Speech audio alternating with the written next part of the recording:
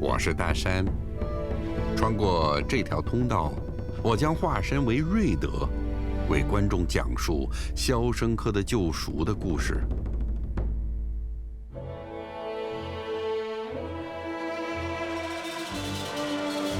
这是一个关乎改变与坚持、希望与自由的故事。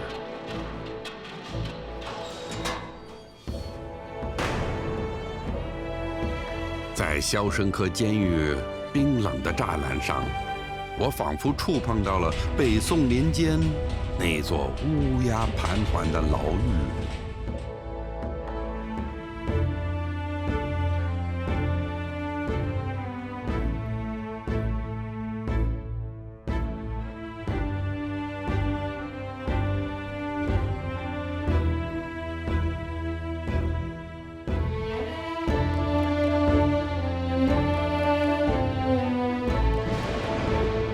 有些鸟儿注定不会在笼子里安身，笼子关不住它，因为它的羽毛都散发着自由的光芒。你看，那只鸟不就是往返千年的孤鸿吗？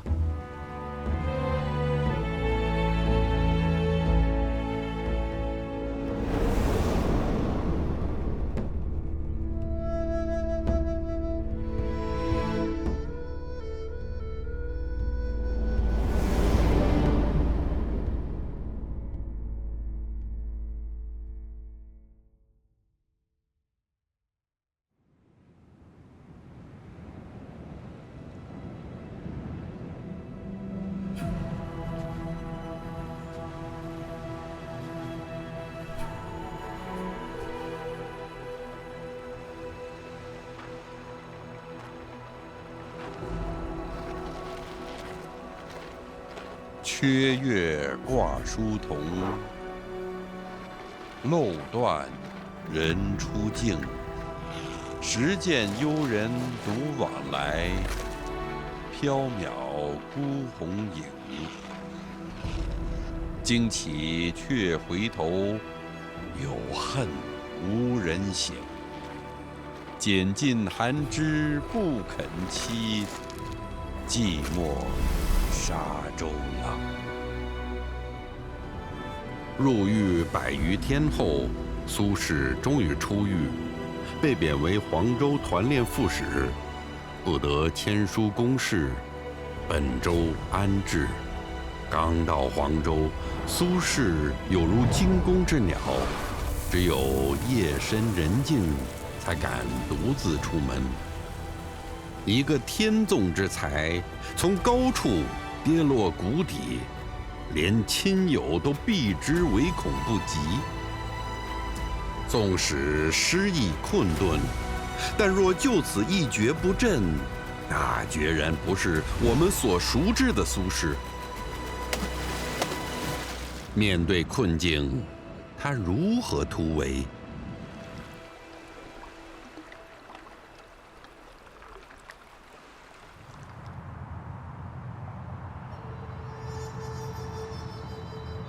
今天我们来到黄州，探寻他如何从罪臣苏轼活成了东坡居士。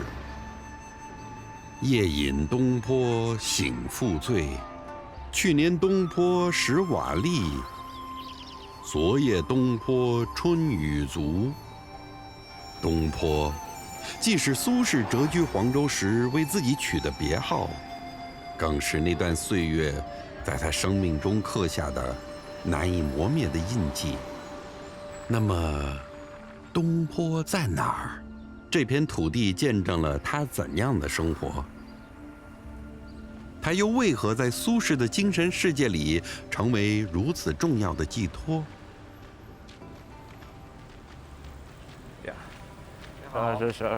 是，非常高大兴认识您山老师、。大东老师，你们好，非常欢迎你们到黄州。谢谢。我们就是来找苏轼的东坡，周围看了很多坡，不知道具体哪一个是苏东坡的东坡这个地方你看，这有个叫做13坡，啊？13坡。我们就是目前基本上认定为这个地方就是当年苏东坡耕田种地的地方。我手上带着一幅地图，这是清朝光绪年间的黄州府城地图。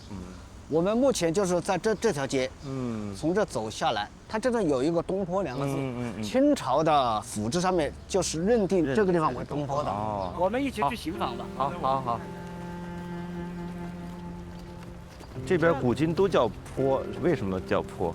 我们这个山脉啊，这个山峰叫做山冈，叫做黄冈山。黄冈山，我们这是在黄冈山的东面，就叫东坡。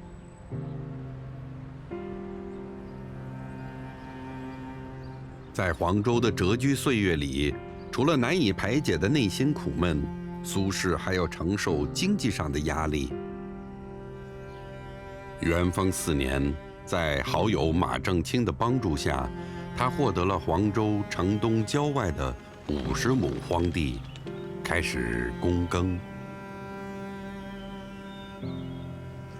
穿过这个小弄子往左边，你看我们到这个地方啊，这是苏东坡当年耕田种地啊，大致就是这个范围。我们往这上面这个坡，你看这个坡越来越陡，越来越明显。苏东坡他就带着他的家人在这个地方耕田种地。那除了解决温饱问题以外，你觉得种地的生活对苏轼的精神上有什么样的影响呢？我觉得可以用2个词概括，一个是放下，一个是回归。放下的是放下身段，回归的是回归自然。苏东坡在通过黄州的耕田种地，变成了一个有文化的农民。有文化的农民。这个《论语》里面说“道不行，乘浮浮于海”，就是这个苏轼他自己的这个理想抱负得不到伸张之后呢，是把自己变成了一个种子，然后自己生根于大地，然后变成一个寻找自我的一种表达。所以东坡有首诗啊，“莫嫌落雀坡头路，自爱铿然夜障声”。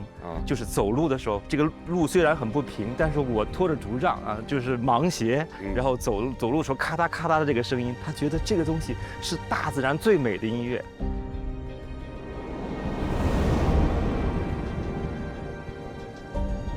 挥除3载，在汗滴入土的劳作中，在市井琐碎的日常里，苏轼开始探寻生命的另一种可能。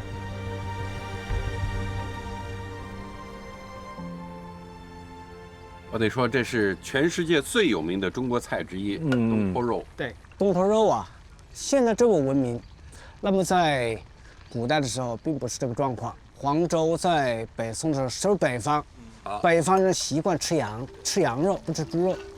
那么苏东坡在黄州吃不起羊肉，于是他就吃了人们都不吃的那个猪肉，人们嫌弃的猪肉。其实东坡肉也体现了一种困境中的一种那个乐观。苏东坡在黄州，他有个猪肉颂，少注水，慢注火，小火，长时间加热。我们现在家庭都是这样做的。尽管味道不统一，大家都是小火慢炖，煨出来的肉，大家都体现了一个东西：东坡情怀。那这个炖了大概多长时间了？大概有3个小时了，也差不多3个小时了。我看差不多了。那我们请你尝一下，来个碗筷吧。来，哟，谢谢，哎呦，来点汁儿。好，我这可以，全是肥的。哎呦，太好了！第一次在东坡上吃东坡肉，太难得了。待它自熟，莫催它；火候足时，它自美。在黄州，苏轼把煮肉的道理也融入了生活。全世界都急，他却学会了不急。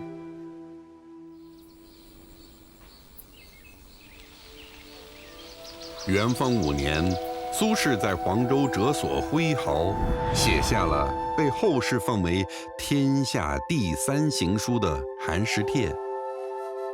他在困境中找到了另一种力量。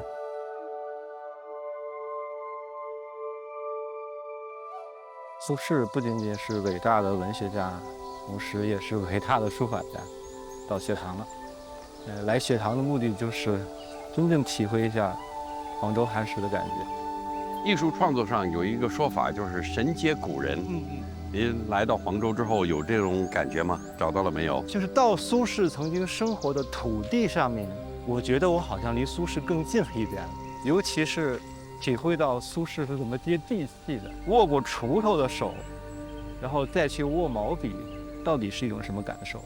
所以我来到雪堂就觉得，我是不是能够通过那一支笔，然后把黄州寒食的这个心路历程走一遍，看看能不能召唤一下苏轼的灵魂。哎呀，那太好了，那就特别期待看您的临摹的作品。好，试试看。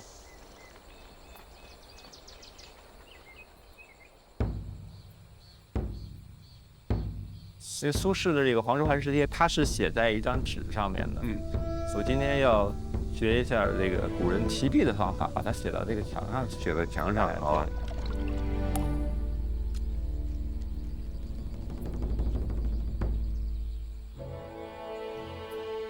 自我来黄州，已过3寒生。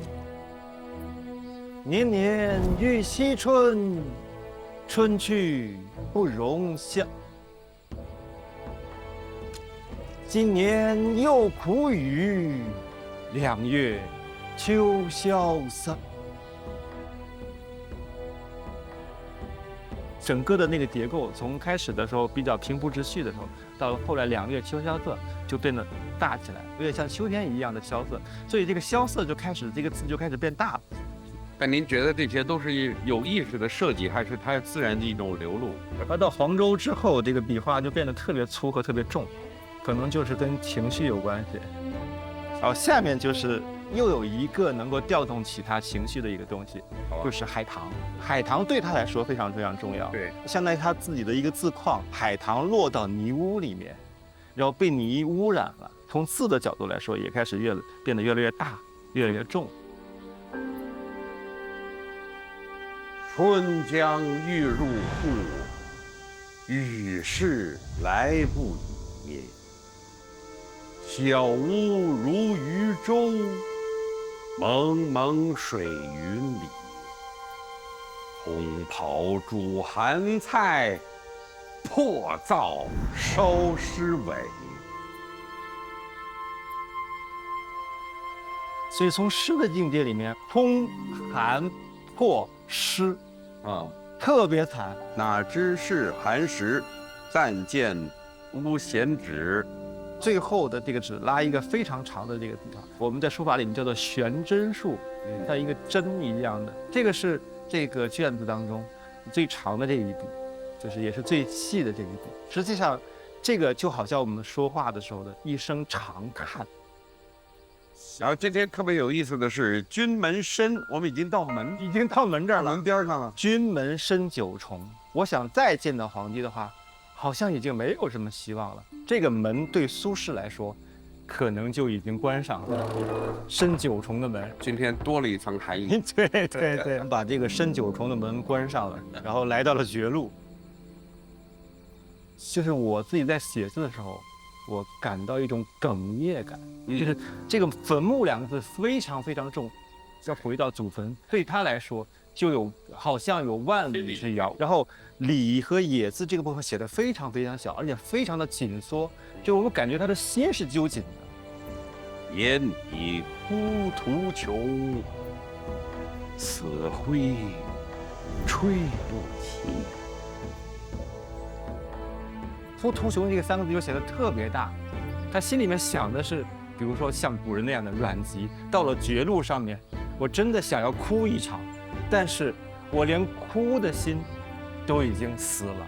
他的那个情绪的一种非常强烈的波动，然后高昂的、悲愤的，然后又逐渐的回到悲剧。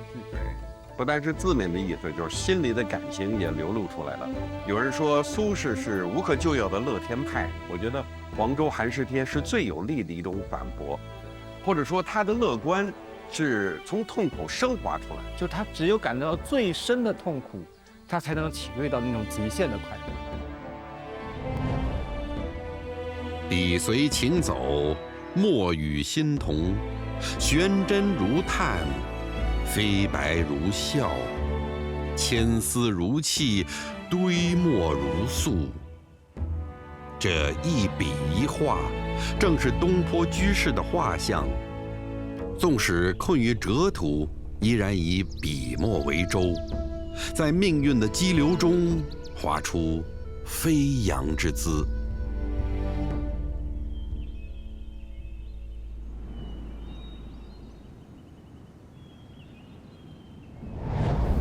安国寺青云塔顶这棵破树，相传已有200多岁。大旱不枯，严寒不死。看到这棵生命力顽强的树，让我想起当年谪居黄州的苏轼。他每隔1、2日便来此参禅悟理，但往暮还。老师您好，特别想了解一下这苏轼和安国寺的缘分。寺院的住持叫寂莲禅师，那么2个人在交流过程当中送了他8个字：知足不辱，知止不殆。就是我们在人生的这种宦海沉浮当中，有高必有低，有起必有落。如何保持一个平常的心态？人生在努力奋斗的过程当中，如何要知止，懂得去知进退，能够韬光养晦，蕴蓄精神。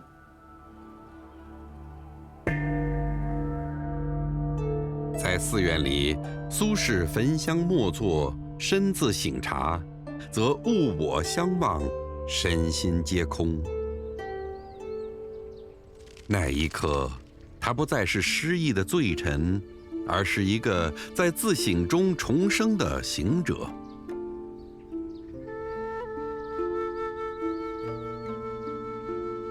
人有烦恼，有不开心的事情，就是由主观世界和客观世界的执念产生的。我们一般叫我执和法执。那么东坡先生他自己描述说，他在安国寺参禅，把这2点都突破掉了。所以我们经常讲，在黄州期间，东坡先生实现了精神的自我突围，那么走出了心中的烦恼与桎梏。那么这个过程当中，其实安国寺的参禅的这个体验是非常重要的。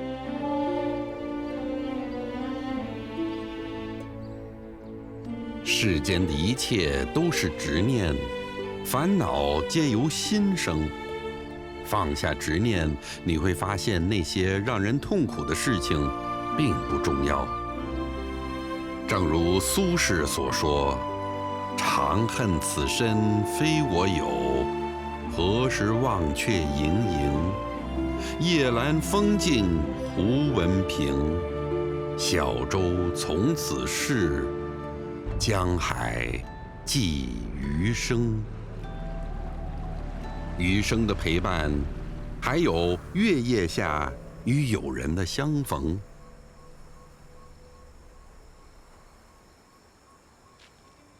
承天寺，苏轼的《寄承天寺夜游》，也是非常美妙的一段文字，大家也都非常熟悉。今天我们又来到这个地方，但是我看我们今天晚上来了，没有月亮啊。哎，何夜无月，何处无竹柏？但少闲人如你我2人，这2。那天晚上，苏轼去拜访同样被贬黄州的好友张怀民，在月光下，在竹柏影中留下了怀民忆未寝的千古佳话。哎呀，这篇文章表面上写景，但是我觉得它关键是写人的感情，就是2个闲人难得的凑在一起，其他其实并不重要。对。那咱们怎么理解闲人这个概念呢？这个闲其实一个非常有意思的字，就它和月光有关。繁体字的闲字呢，是一个门，门中间呢有一个月字，一个月，就是门有一个月光透进来以后，苏轼看到月光之后，他突然间就会产生一种要去见张怀民的冲动啊。这种冲动是他真正的就是闲人才会有的这种冲动。从苏轼的角度来讲，提到了一个叫幽人，提到了一个闲人。苏轼在做幽人的时候，他只有1个人的时候，他就非常的孤独。然后他一旦有了朋友，然后他就变成闲人了。就两个幽人凑在一起，两个幽人成一对儿闲人。你的孤独和我的孤独是相互映照的。对，然后你能理解我的孤独，我能理解你的孤独，然后他们就会产生一种精神上的强烈的共鸣。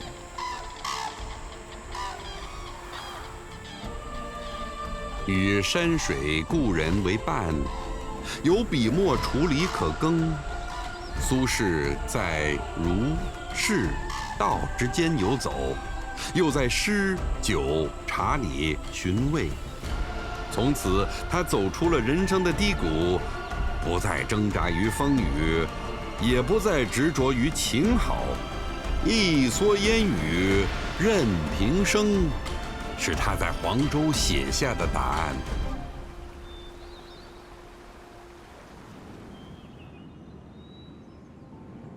元丰5年，到黄州的第3年，是苏轼成为苏东坡的突围之年。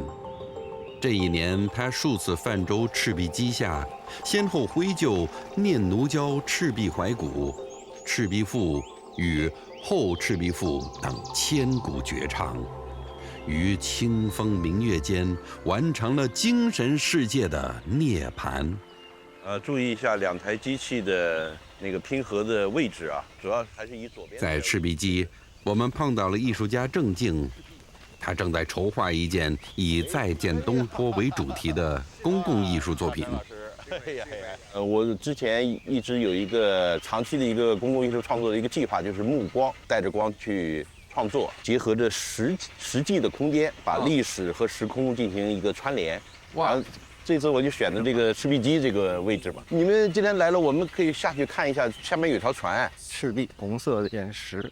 你要航拍看的话，整个这座山都是赤红色的。长江改道啊，可能和原来这个面貌不太一样。但是我走到现场以后，它还是有一定的震撼力，可能这个还是跟它的自身带有的那个气质就在那个地方。是东坡赤壁。我们在这种环境里头去想象当时的一种情景。但是呢，有时候我觉得苏轼的作品不是写实，他是借这个环境抒发自己的一些人生哲理了。为什么每一代人在读到他这首词、他这2个赋的时候，都会有那种共鸣？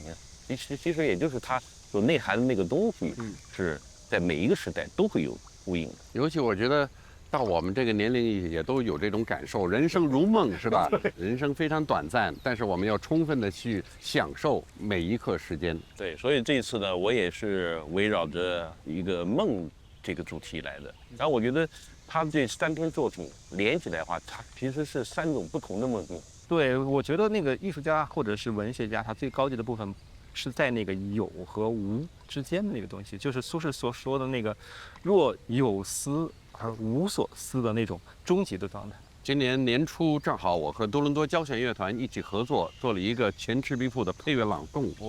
咱们今天晚上能不能一起合作一下？这个在这个现场的实景，哇，这个太难得了。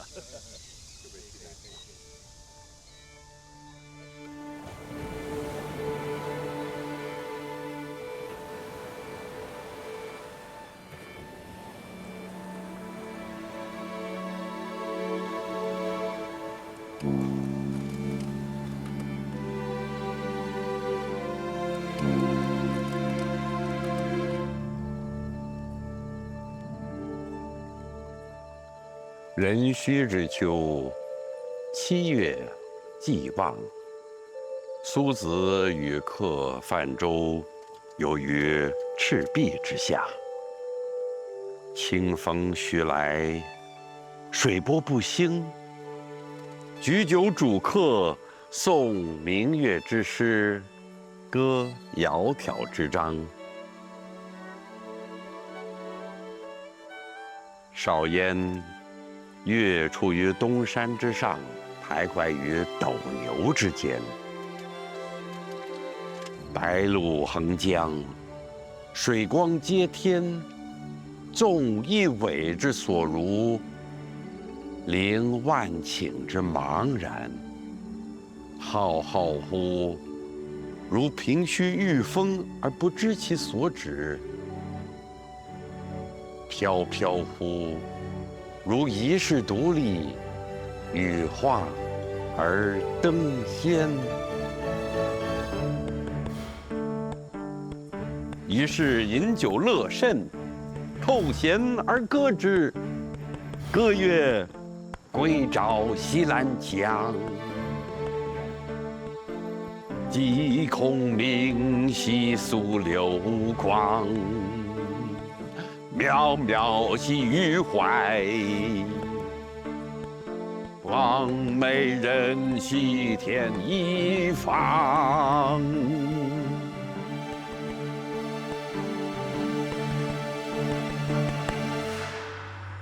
客有吹洞箫者，以歌而和之。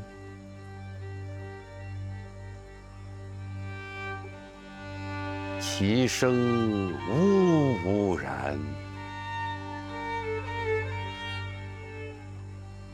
如怨，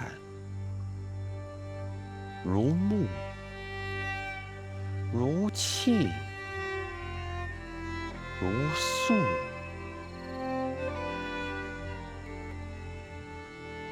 余音袅袅，不绝如缕。吾幽壑之潜蛟，泣孤舟之离妇。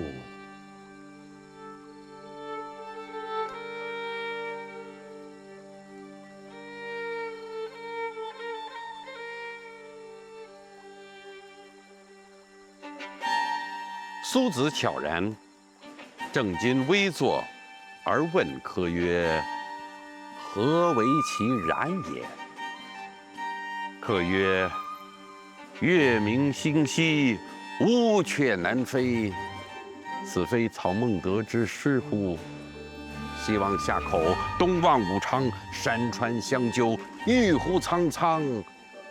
此非孟德之困于周郎者乎？方其破荆州，下江陵，顺流而东也。逐鹿千里，旌旗蔽空，诗酒临江，横槊赋诗，故一世之雄也。而今安在？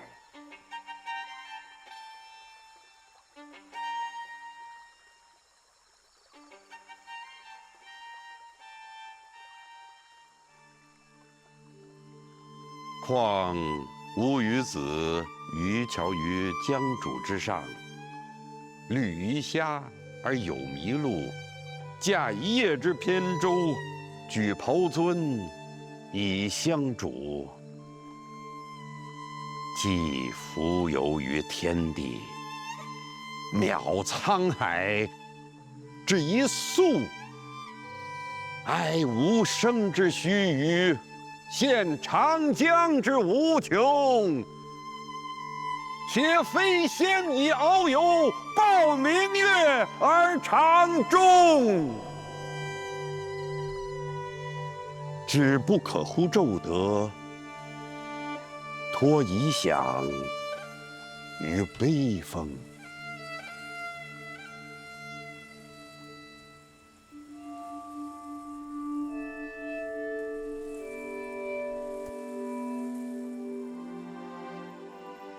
苏子曰：客以知浮水与月乎？逝者如斯，而未尝往也；盈虚者如彼，而足莫消长也。盖将自其变者而观之，则天地曾不能以一瞬；自其不变者而观之，则物与我皆无尽也。而又何羡乎？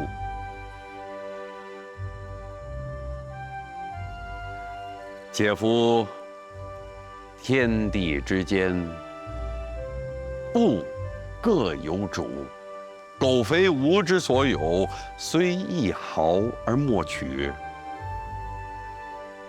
惟江上之清风，与山间之明月，耳得之而为声，目遇之而成色，取之无尽，用之不竭，是造物者之无尽藏也，而吾与子之所共适。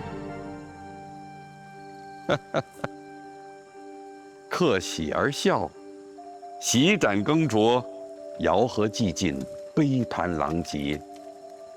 相与枕藉乎舟中，不知东方之既白。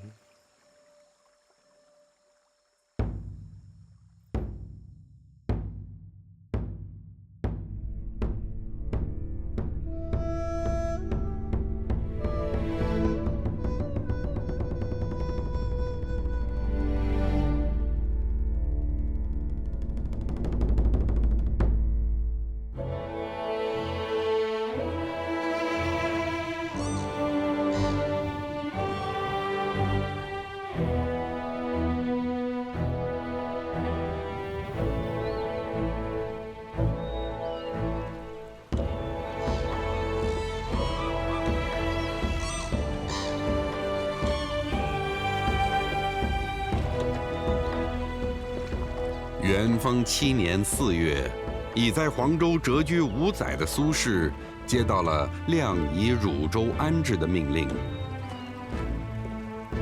临行之际，他写下《满庭芳·归去来兮》一阙，以抒离情与感怀。时年48岁的他，不禁慨然叩问：“归去来兮，吾归何处？”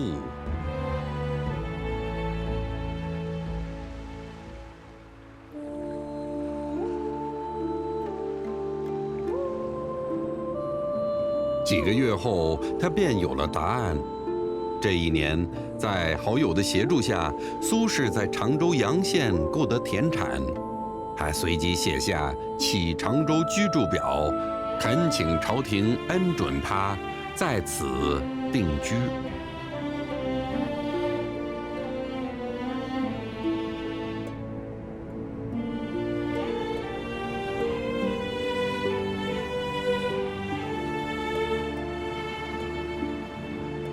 人生如寄，总有人善假舟楫，以渡江河。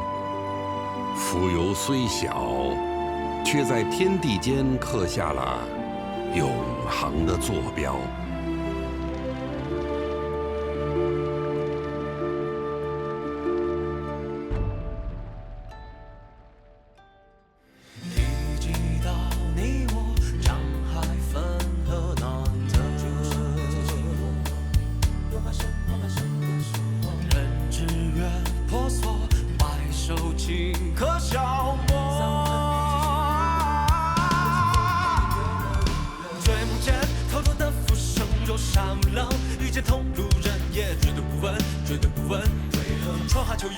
洒满一地不甘，眼看着茅山腐烂褪色，那场送剑书风萧瑟，无奈的天造地设。茅山终会向我的。